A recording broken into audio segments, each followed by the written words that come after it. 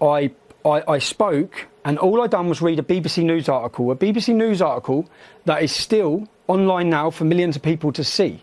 Now, and I was taken, and everyone would have watched the video. They said for a breach of the peace, they transported me to a police custody, and then my solicitor contacted the police custody.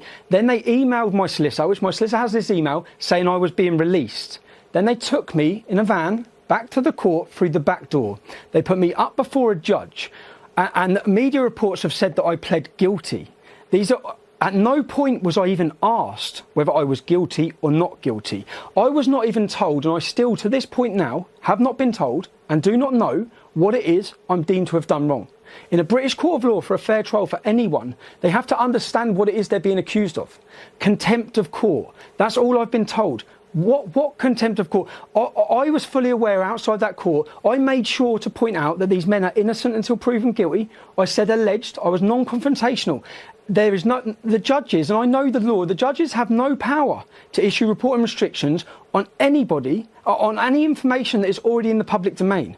I was taken and whisked away, and what we've seen this week is the highest judge in our country has completely condemned this as flawed, completely criticised the handling of this case, the kangaroo court style it was to imprison me.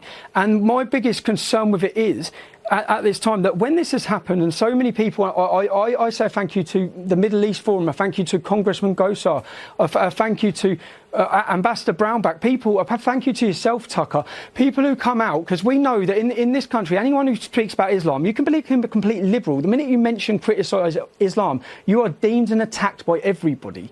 Now, and people put their neck on the line. Let me just ask you now, did anyone defend you? I mean, even if people disagree with you, you would think some would say he has a right, this man has a right to express his opinions. Did anybody defend your right to say what you think is true?